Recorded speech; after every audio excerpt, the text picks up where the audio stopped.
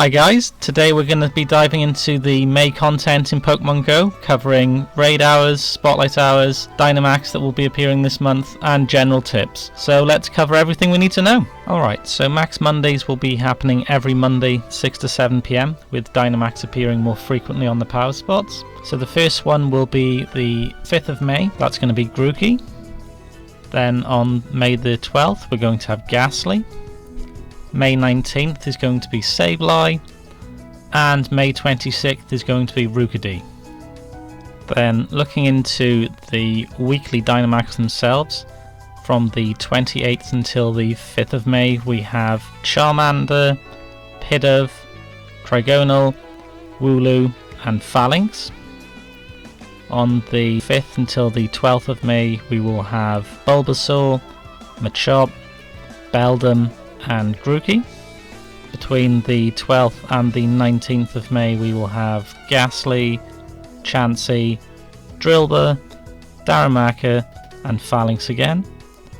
And between the 19th to the 26th of May it's going to be Squirtle, Krabby, Sableye and Beldum.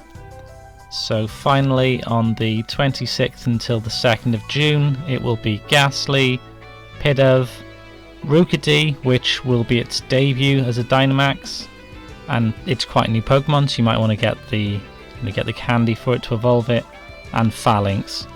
I will also note that Sableye in the week of the 19th to the 26th on Max Monday, and just in general that week, that's also a new Dynamax, so that's also interesting.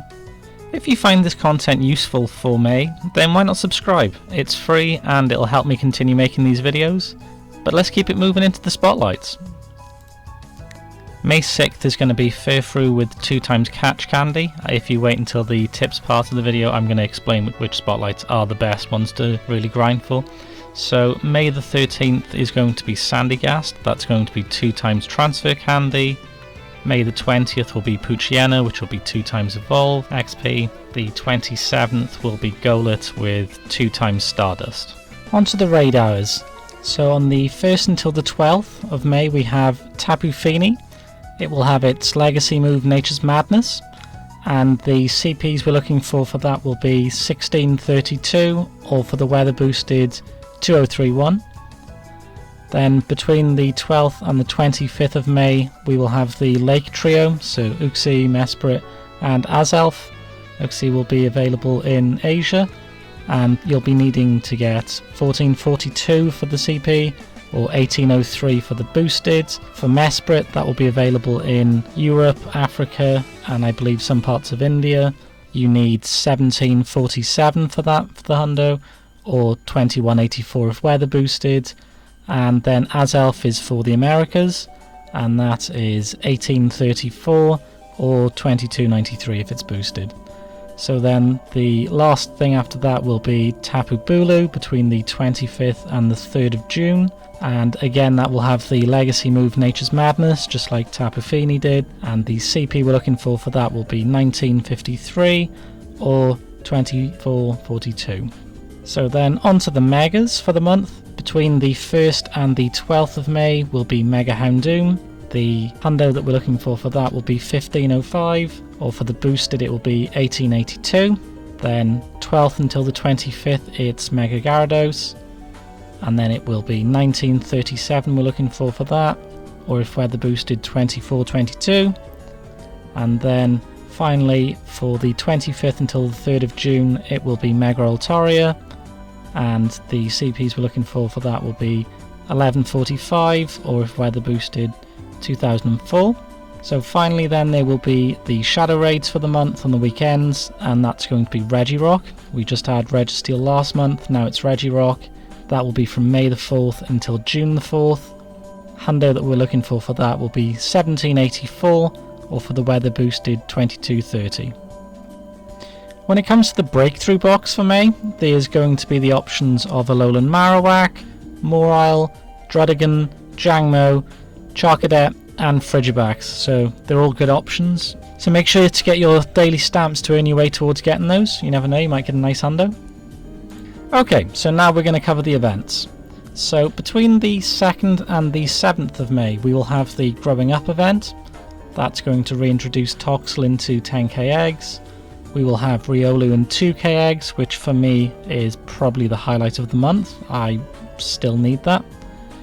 For the event itself there will still be an extra chance of XXS or XXL, and there will also be an increased shiny chance for Magikarp, Swablu and Wimpod. In the middle of that event there will be a raid day for Mega Kangaskhan on the 3rd of May between 2 and 5 PM. That's going to be the 2nd time it's going to have a raid day. Generally that's a great thing to do as it's a regional. From the 10th to the 18th we have the Crown Clash event.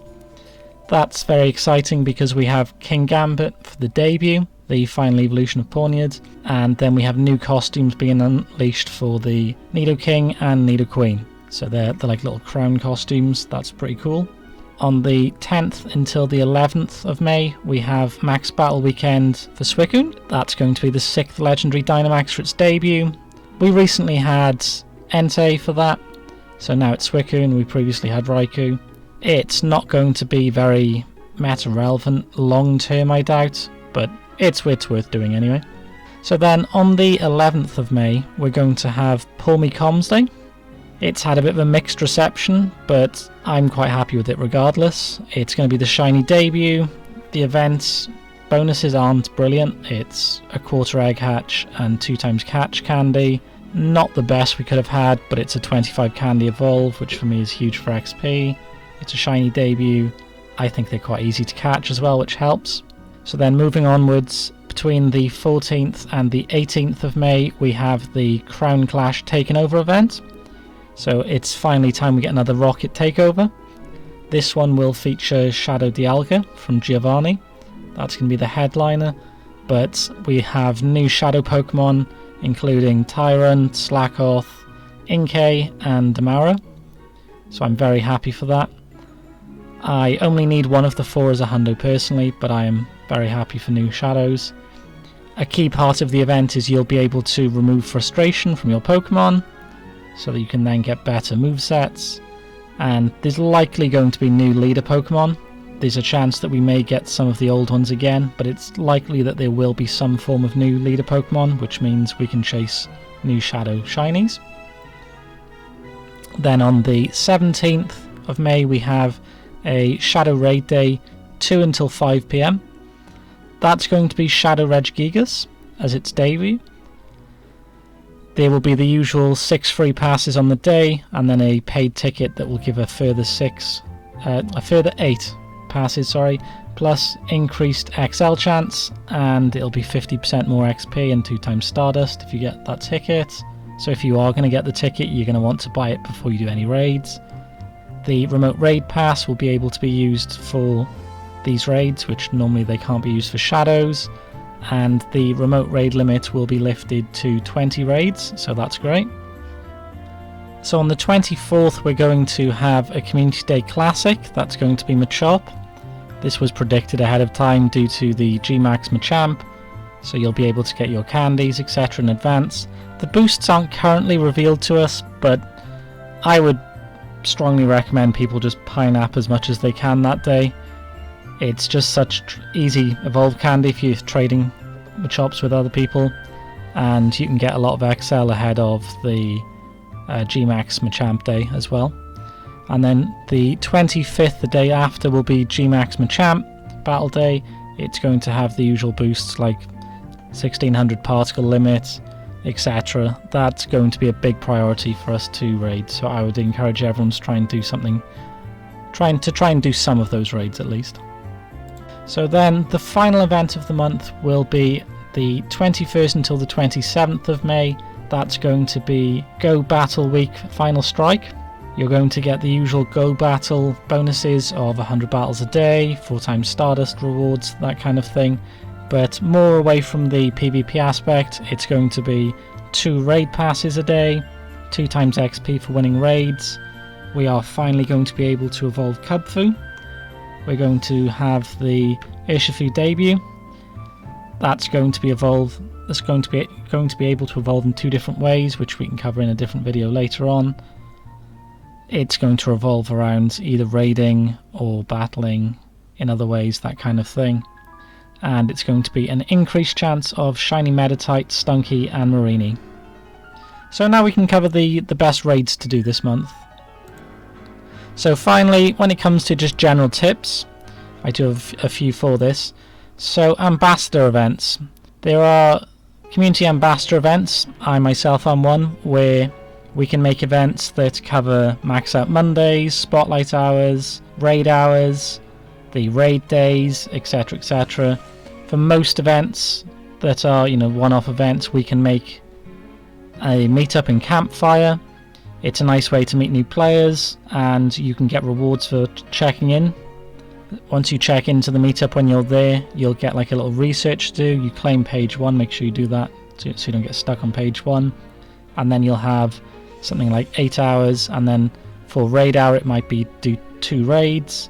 For spotlight hour I believe it's catch 30, transfer 20, that kind of thing. And essentially you can get free rewards like raid passes, you can get egg incubators, you can just get free rewards like that. It's an easy thing to do, and it's just free rewards. And for Mondays you can get extra particles, 800 particles I believe, so you don't want to miss out on those rewards.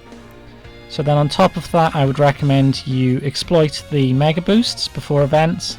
So currently during this month for raid hours there will be an XL candy for every raid you do for the Pokemon, but if you mega boost before the raid you're going to get extra candy, XL candy on top of this for the Pokemon itself. So you want to make sure that you've megaed a Pokemon of that type. Same before spotlight hours, you get more candy. You could also do it before max Mondays to get more of those, just as an example. But yeah, you want to make sure that you exploit that. Also, when it comes to raiding, you want to make sure that you use party power. It makes raiding so much easier. You just need 2 or more accounts to do it, and it'll really save you some time, make raiding easier for newer players. It's something that everyone should really be exploiting. And also there's tasks, there's research tasks that you pick in that, in which you can get encounter Pokemon with the the boosted IVs. 10 10 10 is the minimum. You have chances to get extra hundos from doing that. I've gained several myself. So I think that covers everything. Enjoy the May events and everything that involves, and I'll catch you in the next video.